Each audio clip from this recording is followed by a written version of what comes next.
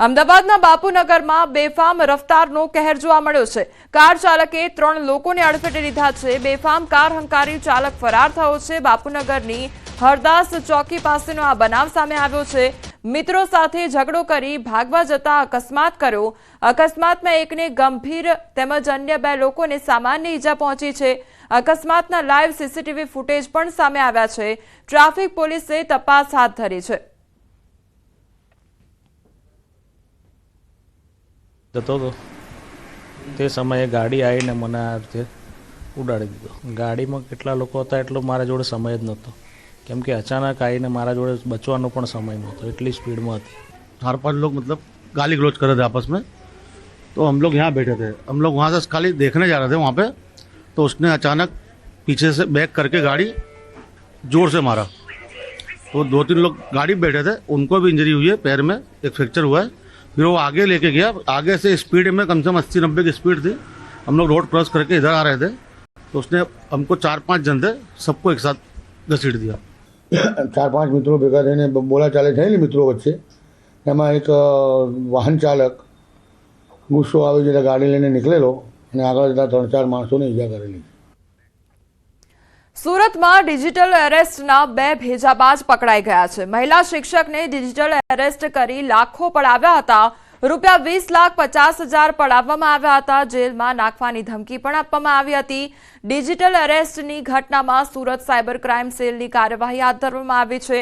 જામનગરના bank account ધારક નવાજ હુસૈન દાઉદ માણેક સહિત શાહનવાજ મહમદ સિદ્દીક વાડાની ધરપકડ કરી લેવામાં આવી છે અને જેમાંથી એક આરોપી સિક્યોરિટી ગાર્ડ હોવાનું સામે આવ્યું છે। આરોપીઓ દ્વારા સાયબર ફ્રોડ આચરતી ગેંગને પોતાના બેંક એકાઉન્ટ કમિશન પર આપવામાં આવ્યા હતા। બંને આરોપીઓની ધરપકડ કરી વધુ તપાસ સાયબર ક્રાઇમ સેલ દ્વારા હાથ ધરવામાં આવી છે।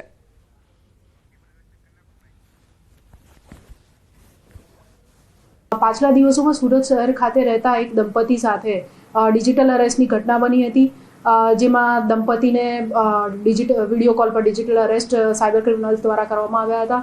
તેમને જણાવવામાં આવ્યું હતું કે તમારું બોમ્બેથી બેંકોક જતું જે એક પાર્સલ તમારા નામે બુક થયું છે, જેની અંદર MDMA 5 પાસપોર્ટ, કપડાં, ડ્રગ્સ વગેરે મળી આવ્યું છે, તેમજ તમારા સિમ કાર્ડ અને આધાર કાર્ડનો ઉપયોગ કરીને ઘણા બેંક એકાઉન્ટ ખુલેલા છે અને એટલા માટે અમે તમને ડિજિટલી અરેસ્ટ કરીએ છીએ એમ કહી તેમને ધમકાવીને તેમની પાસેથી પોલીસ કાર્યવાહીને કોર્ટ કચેરી વગેરે તથા અરેસ્ટ કરવાની ડર આપીને એમની પાસેથી એમના જીવનમાં જે મૂડી હોય બચાયેલી એટલે ₹20,50,000 જેટલી માતબર રકમ સાયબર ક્રિમિનલ્સ દ્વારા પડાવી લેવામાં આવેલ હતી। સુરતમાં નશામાં ધૂત યુવકે ખેલ કર્યા અને પુણાના સીતાનગર ચોકડી પાસેના રસ્તાને બાનમાં લીધો। નશામાં ધૂત યુવક અર્ધનગ્ન થઈ સિટી બસ સામે સૂઈ ગયો। હંગામો કરનાર રત્ન કલાકારને પોલીસે ટીંગાટોળી કરી વાનમાં રવાના કર્યો। પોલીસે તેની વિરુદ્ધ નશો કરી હંગામો કરવા બદલ ગુનો નોંધી ધરપકડ હાથ કરી છે। તો તેના દ્વારા ધતિંગ કરવામાં આવ્યા હતા અને રસ્તા પર સૂઈને રસ્તામાં જતા જે વાહન ચાલકો હતા તેમને રોકવામાં આવ્યા હતા। તો બીજી તરફ પોલીસ દ્વારા આ અંગે કાર્યવાહી પણ કરવામાં આવી છે। સુરત પોલીસને મોટી સફળતા હાથ લાગી છે। જહાંગીરપુરા પોલીસે એટીએમમાં થયેલ લાખો રૂપિયાની ચોરીનો ભેદ ઉકેલી કાઢ્યો છે। પોલીસે 2 ટીમો બનાવી મામલે તપાસ હાથ ધરી હતી અને અંદાજિત 100 જેટલા સીસીટીવી કેમેરાની તપાસ કરી આરોપીઓના પગેરું મેળવવામાં આવ્યું હતું। 5 આરોપીઓમાંથી 3ને તો હરિયાણાથી શોધી કાઢવામાં આવ્યા અને 4 લાખનો મુદ્દામાલ કબજે કરવામાં આવ્યો હતો। સૌપ્રથમ સ્થાનિક જે તૌહીદ કરીને આરોપી છે પકડાયેલો છે એ મળી આવેલો અને એની પૂછપરછમાં બાકીના જે આરોપી છે એ એટીએમમાંથી ચોરી કરવા માટે હરિયાણાના નુહ જિલ્લામાંથી આવેલા હતા એની માહિતી મળેલી। પોલીસ અહીંથી તપાસમાં ગયેલી અને ત્યાંથી હાલમાં બીજા 2 આરોપી ત્યાંથી ધરપકડ કરવામાં આવેલા છે। નરાધમ પિતાએ સગીર દીકરી સાથે દુષ્કર્મ આચર્યું અને જૂનાગઢમાં સગો પિતા જ હેવાન બન્યો હોવાની ઘટના સામે આવી છે। 1.5 મહિનાથી સગી દીકરી સાથે દુષ્કર્મ આચરતો રહ્યો। પત્ની સાથે છૂટાછેડા થઈ જતા પત્ની પિયર ચાલી ગઈ હતી। નરાધમ બાપ સાથે 12 વર્ષની દીકરી અને 9 વર્ષનો દીકરો રહેતા હતા। વારંવાર સગા બાપની હરકતથી દીકરીએ માતાને કરી ફરિયાદ અને માતાએ ફરિયાદ નોંધાવી તો પોલીસ ફરિયાદ નોંધવામાં આવી અને પોલીસે દુષ્કર્મ કરનાર પિતાની ધરપકડ કરી છે। વડોદરામાં મગરોનો જેવો ત્રાસ છે તેમ હવે ગીર સોમનાથના કોડીનારના એક ગામમાં પણ મગરો તળાવ છોડી રોડ પર લટાર મારતા દેખાઈ રહ્યા છે. કોડીનારના છાછરા ગામમાં શિંગોડા નદી પરના બ્રિજ પર મહાકાય મગરની લટારનો વિડીયો વાયરલ થયો છે. રોડ પર મગર દેખા દેતા મોટી સંખ્યામાં લોકો ઉમટી પડ્યા હતા. જો કે થોડીવાર બાદ ફરી મગર નદીમાં જતો રહ્યો હતો. શિંગોડા નદીમાં મોટી સંખ્યામાં મગરોનું સામ્રાજ્ય જોવા મળી રહ્યું છે.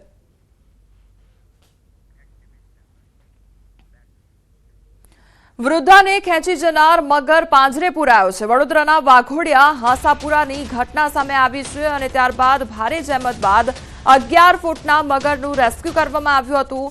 વૃદ્ધાનો મૃતદેહ મોઢામાં લઈ ફરતા મગરનો વિડીયો વાયરલ થયો હતો અને ફોરેસ્ટ વિભાગે ઘટના બની તે દિવસથી જ મગર પર વોચ રાખી હતી.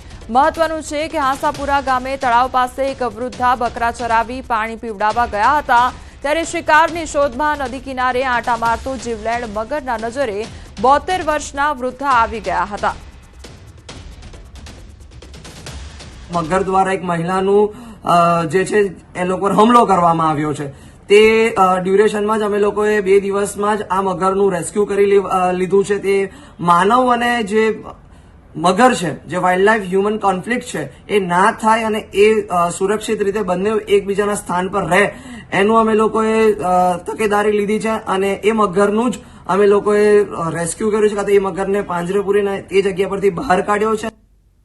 તો વૃદ્ધાને ખેંચી લઈ જનાર મગરનું રેસ્ક્યુ કરવામાં આવ્યું છે અને પાંજરે પૂરવામાં આવ્યું છે. લોકોમાં ફફડાટ ફેલાયો હતો. તેને લઈને હવે રેસ્ક્યુ કામગીરી કરવામાં આવી. સમાચારોમાં આગળ વધીએ તે પહેલા રોકાઈશું એક બ્રેક માટે.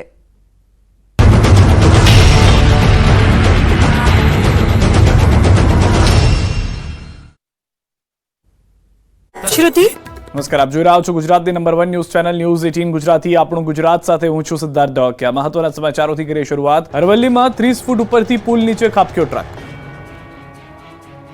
ઊંચે કાંધ પડેલા ટ્રકના દ્રશ્યો છે અરવલ્લીના. પૂરપાટ દોડતો ટ્રક 30 ફૂટ ઉપરથી પુલ નીચે ખાબક્યો હતો. અરવલ્લીના માલપુર લુણાવાડા સ્ટ્રીટ હાઈવે પર ટ્રક પુલ નીચે ખાબક્યો હતો. સોનારિયા પાસે ટ્રક ચાલક પૂરપાટ જઈ રહ્યો હતો ત્યારે સ્ટીયરિંગ પરથી કાબુ ગુમાવતા ધડાકાભેર ટ્રક પુલની નીચે ખાબક્યો હતો. પ્રચંડ અવાજ આવતા રોડ પર જતા લોકો અને આસપાસના લોકો ઘટના સ્થળે દોડી આવ્યા હતા. 30 ફૂટ નીચે ટ્રક ખાબકતા કેબિનનો કચ્ચરકાણ વળ્યો હતો. સ્થાનિકોએ ટ્રક ડ્રાઈવરને બહાર કાઢ્યો હતો. આ તરફ મંદીમાં ફસાયેલા રત્ન કલાકારોએ હડતાલ પર ઉતરી કાઢી રેલી. અમારી માંગો પૂરી કરોના નારા અને વિવિધ માંગણીઓ સાથેના બેનર પોસ્ટર સાથે લાખો રત્ન કલાકારો સુરતના રસ્તા પર ઉતરી આવ્યા. પોલીસ પાસે રેલીની મંજૂરી મંગાઈ છતાં મંજૂરી ન આપી છતાં રત્ન કલાકારો રોડ પર ઉતરી આવ્યા. હીરા બજારમાં ભારે મંદીથી રત્ન કલાકારો અને ડાયમંડ વર્કર યુનિયન દ્વારા સરકાર પાસે રાહતની માંગ સાથે પોતાની વિવિધ માંગણીઓને લઈને હડતાલનું શસ્ત્ર ઉગામમાં આવ્યું. અનેક રજૂઆતો છતાં તેઓની માંગ સ્વીકારવામાં ન આવતા રત્ન કલાકારોએ હડતાલ પાડી કતારગામથી કાપોદ્રા હીરાબાગ સુધીની રત્ન કલાકારો એકતા રેલી કાઢી. તેમાં મોટી સંખ્યામાં રત્ન કલાકારો જોડાયા હતા. ભારત માતા કી જય અને વંદે માતરમને નારા લગાવી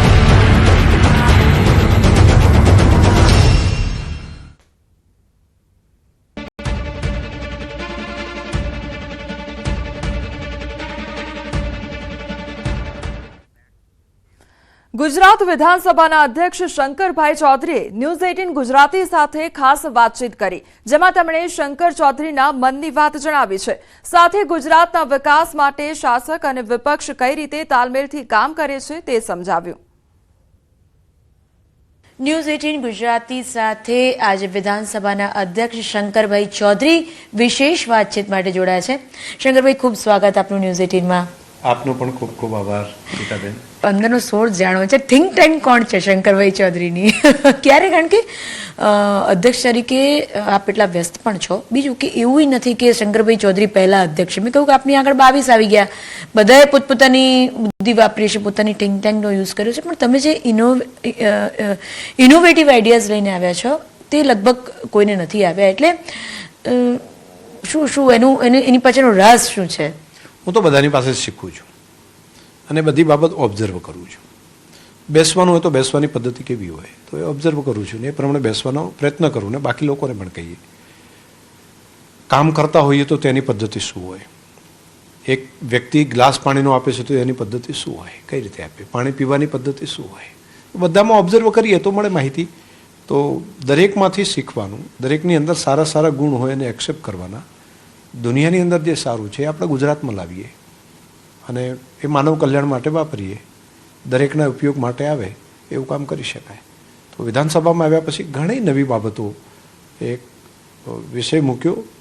હું ભાગ્યશાળી છું કે વિધાનસભાની ટીમ પણ એટલી સક્રિય છે કે કોઈ વાતને આપણે મૂકીએ છીએ, તાલીમની વાત હોય શરૂઆતથી કરીને એવાને ઇમ્પ્લિમેન્ટેશન કરવાની બાબત હોય, તો બધી બાબતોને સરળતાપૂર્વક સહજતાથી આપણે મૂકી શક્યા અને એને સફળતા પણ કરી શક્યા. આપ જે રીતે ધારાસભ્યોને નિયમોને લઈને ખખડાઈ નાખો છો, બધા ધારાસભ્યોને સ્વીકાર્યો છે? કારણ કે કેટલીક વાર એવું થાય કે ઓન રેકોર્ડ કંઈ કહી ના શકે, પણ ઓફ ધ રેકોર્ડ આપણી પાસે આવે કે સાહેબ જાહેરમાં ખખડાવતા નહીં. એવું બને છે કે પર્સનલી બી આપ ભાજપના નેતા રહી ચૂક્યા છે, તો પર્સનલ બી એક રિલેશન હોય, ટર્મ્સ હોય. એન્ડ ઓફ ધ ડે વિધાનસભા અધ્યક્ષની ખુરશી પરથી ઉતર્યા પછી તો આપ એક માણસ જ છો. તો શું સમીકરણ શું રહે છે પછી?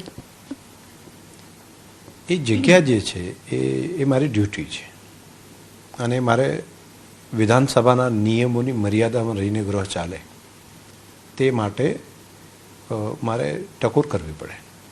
પરંતુ કહેવાનો ભાવ મારો સખ્તાઈ નથી હોતી, એક માના ભાવથી બોલું છું. હું ત્યાં પણ માતૃભાવ હોય એ ભાવ સાથે વાત કરું છું, એટલે પોતિકાપણું લાગે છે. કોઈ મા બાળકને ક્યારેક ન ગમતું કામ થયું હોય અથવા તો નિયમ પરિવારના ઘરના હોય તો આગા પાછું કર્યું હોય તો માં ક્યારેક કાન પકડે અથવા તો વાત કરે, પ્રેમથી ટપકો આપે, તો એવું નથી લાગતું હોય કે મને કહ્યું એમ. તો એ માતૃભાવ જ હોય છે. પરંતુ જો શંકરભાઈ ચૌધરીને પૂછીએ કે આપના વિધાનસભા અધ્યક્ષ તરીકેના કાર્યકાળ દરમિયાન આપે લીધેલા ઇનિશિયેટિવ્સમાં આપના દિલની નજીક રહેલું અથવા તો આપને જેનાથી પૂર્ણ સંતોષ થયો હોય કે એક માણસ તરીકે, એક અધ્યક્ષ તરીકે, કે આ મારાથી ખૂબ સારું કામ થયું, એક પ્રજાના પ્રતિનિધિઓ ત્યારે એમ થાય ને કે આ મારા હાથે થયું એ બહુ સારું થયું, એવું કાર્ય કયું અથવા તો એવી વાત કઈ? મારે મારા કામના વખાણ મારે નહીં કરવું જોઈએ. વિધાનસભાની અંદર જે સંવાદની સંસ્કૃતિ ડેવલપ થઈ એ મને સૌથી સારું લાગે છે. વિવાદને બદલે સંવાદ કરવા માંડ્યા બધા, પરસ્પર પોતાની વાતને મક્કમતાપૂર્વક મૂકે, દ્રઢતાપૂર્વક મૂકે, તેને ચર્ચા કરવા માટેનું મોકળું મેદાન પણ, એને મોકળું સમય પણ, ની મોકળાશ પણ મળે, પરંતુ નિયમમાં રહીને. અને નિયમમાં રહીને વિપક્ષને સરકારની ટીકા પણ કરે, ખામીઓ હોય તો એના માટે પણ ધ્યાન દોરે, પરંતુ માત્ર વિપક્ષ છે એટલે વિરોધ કરે એવું નહીં. વિપક્ષ એનું ધ્યાન દોરે, એની ખામીઓ છે ભૂલો કાઢીને ઉજાગર કરે, પરંતુ વિરોધ કરવા માટે વિરોધ એવું નહીં, માત્ર પ્રસિદ્ધિ માટે વિરોધ કરીએ એવું નહીં. એ કલ્ચર જે ડેવલપ થઈ રહ્યું છે ગુજરાતનું, એક અદ્ભુત છે. આ કોઈ એક ઇનિશિયેટિવ નહીં હોય, હું એવું માનું છું કે જે રીતે આપણે આટલા બધા શોર્ટ પીરિયડમાં ઇનિશિયેટિવ લીધા છે, પહેલ કરી છે, હું એવું નથી માનતી કે આ એક ઇનિશિયેટિવ હોય. આગળ શંકર ચૌધરીના મનમાં શું છે, આગામી કયા કયા નવા અમલીકરણ થઈ શકે વિધાનસભામાં, વિધાનસભાની બહાર આપના થકી? જે વિધાનસભા થ્રો અહીં આવેલા પ્રશ્ન એ સરકારને ઓનલાઈન અમે આપી શકીએ, ઈ ફાઇલ સાથે જોઈન કરી શકીએ રાજ્ય સરકારની સાથે. અને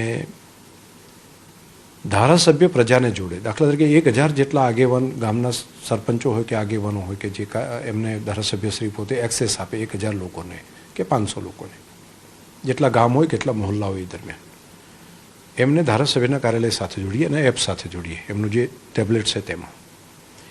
એ પોતાનો પ્રશ્ન જે હોય, ત્યાં સમસ્યા કોઈ હોય તો એ ધારાસભ્ય સુધી પહોંચાડે.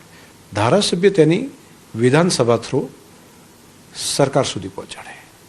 તો વિધાનસભા ન ચાલતી હોય દરમિયાન પણ ધારાસભ્ય પોતાના મત વિસ્તારમાં બેસીને વર્ચ્યુઅલી પોતાની પ્રજાનો પ્રશ્ન સીધો મૂકી શકે, એનો ઉકેલ આવે, ઈ ફાઇલમાં કેટલે પહોંચ્યું તેનું મોનિટરિંગ એ કરી શકે કે મારો આ પ્રશ્ન છે, આ જગ્યા ઉપર આ ટેબલ ઉપર પહોંચ્યો છે, એ હવે ઈ ફાઇલ કન્સેપ્ટના કારણે એને ટેગ કરી શકાય છે.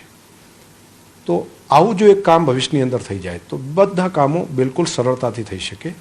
અને લાસ્ટ, ફેસલેસ વ્યવસ્થા જેટલી હશે એટલી પારદર્શિકતા વધારે હશે. વ્યક્તિની જગ્યાએ ટેકનોલોજી જો એનું સ્થાન લઈ લેશે, વ્યક્તિને નિર્ણય કરવાનો જે ગ્રે એરિયા હોય એ ગ્રે એરિયાને જો દૂર કરી દઈએ અને કાયદા નિયમો જે છે બધા એક્ઝેક્ટ હોય, આવું થઈ શકે, આવું ના થઈ શકે, તો ફેસલેસ વ્યવસ્થા જેટલી બનશે એટલી પરિપક્વતા વધારે આવશે, પારદર્શિકતા વધારે આવશે અને લોકો માટેની ઉપભોક્તા એ સરળ થઈ જશે. આપે ખૂબ સમય આપ્યો શંકરભાઈ, ખૂબ ખૂબ આભાર અમારી સાથે વાત કરવા માટે. જી ગીતાબેન, આપનો પણ ખૂબ ખૂબ આભાર, ધન્યવાદ. તો આ હતા શંકર ચૌધરી. અને શંકર ચૌધરીની વાતચીત પરથી એવું લાગી રહ્યું છે કે આગામી સમયમાં વિધાનસભામાં ઘણા એવા ફેરફારો થશે જેને વર્ષો સુધી ગુજરાતની જનતા યાદ કરશે. અને જેના કાર્યકાળમાં આ ફેરફારો થવાના છે તે શંકરભાઈ ચૌધરી પણ એટલા જ યાદગાર બની રહેશે લોકોની મેમરીમાં. કેમેરામેન હિતેશ પ્રજાપતિ સાથે ગીતા મહેતા, ન્યૂઝ 18 ગુજરાતી, ગાંધીનગર.